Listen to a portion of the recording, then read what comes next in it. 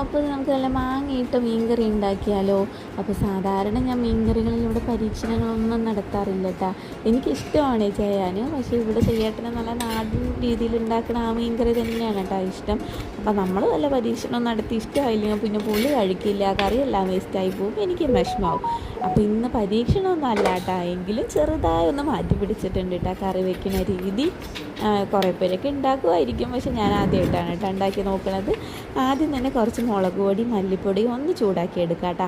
ഒരുപാട് അങ്ങനെ കളറൊന്നും മാറണ്ട, ചെറുതായിട്ടൊന്ന് ചൂടാക്കി അതിൻ്റെ പച്ചമണമൊക്കെ ഒന്ന് മാറുന്ന വരെ മാറ്റിയിട്ട് എടുത്ത് വയ്ക്കാം.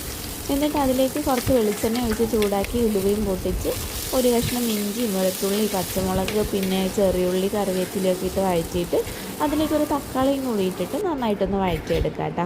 എന്നിട്ട് നമ്മൾ ആ മുളക് പൊടിയും മല്ലിപ്പൊടിയും വറുത്ത് വെച്ചല്ലോ അതിൻ്റെ കൂടെ ഇതും കൂടെ ഇട്ടിട്ട് ഒരു അരപ്പാക്കി എടുക്കാം. ഇത് നന്നായി അരച്ചിട്ട് ആ ചട്ടി ചൂടാക്കിയിട്ട് വീണ്ടും അതിലേക്ക് ആ അരപ്പ് ഒഴിച്ച് കൊടുത്തിട്ട് ആവശ്യത്തിന് വെള്ളവും ഉപ്പും മഞ്ഞൾപ്പൊടിയും ഒക്കെ ഇട്ടിട്ട് നന്നായിട്ടൊന്ന് മിക്സ് ചെയ്തെടുക്കാം കേട്ടോ. ഇതിലേക്ക് നമ്മൾ പുളിയുള്ള മാങ്ങയുണ്ടല്ലോ, പച്ച മാങ്ങയാണ് ഇട്ട് കൊടുക്കണത്.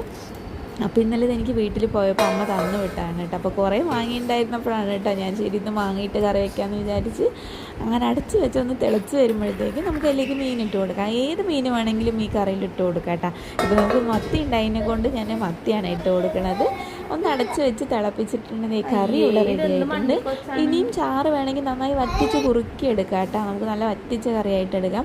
പക്ഷേ ഈ കറി ഇപ്പോൾ 1-2 ദിവസം ഇരിക്കുമ്പോൾ നമ്മൾ വീണ്ടും വീണ്ടും ചൂടാക്കുമ്പോഴത്തേക്കും പറ്റി പിടിച്ച് ഒന്നും ഉണ്ടാവില്ല കേട്ടോ ചാറ്. അതുകൊണ്ട് കുറച്ച് ചാറോട് കൂടിയാണ് ഞാൻ എടുക്കുന്നത്. കറി നമുക്ക് റെഡി ആയിട്ടുണ്ട്. ഇതിന് മുകളിലേക്ക് കുറച്ച് പച്ച വെളിച്ചെണ്ണ ഒഴിച്ച് കൊടുത്ത് കുറച്ച് കറിവേപ്പിലയും കൂടി ഇട്ട് കൊടുത്താൽ കറി റെഡി ആയിട്ടാണ്. നല്ല ചൂട് ചോറോ അല്ലെങ്കിൽ നല്ല കുഴഞ്ഞ കപ്പട കൂടൊക്കെ കഴിക്കാൻ നല്ല അടിപൊളിയായിരിക്കും. അപ്പോൾ ഇത്രയേ ഉള്ളൂ കേട്ടോ അന്നത്തെ വിശേഷങ്ങൾ. വീഡിയോ ഒക്കെ ഇഷ്ടമാവുകയാണെങ്കിൽ ചാനലൊന്ന് സബ്സ്ക്രൈബ് ചെയ്ത് സപ്പോർട്ട് ചെയ്യണേ. താങ്ക്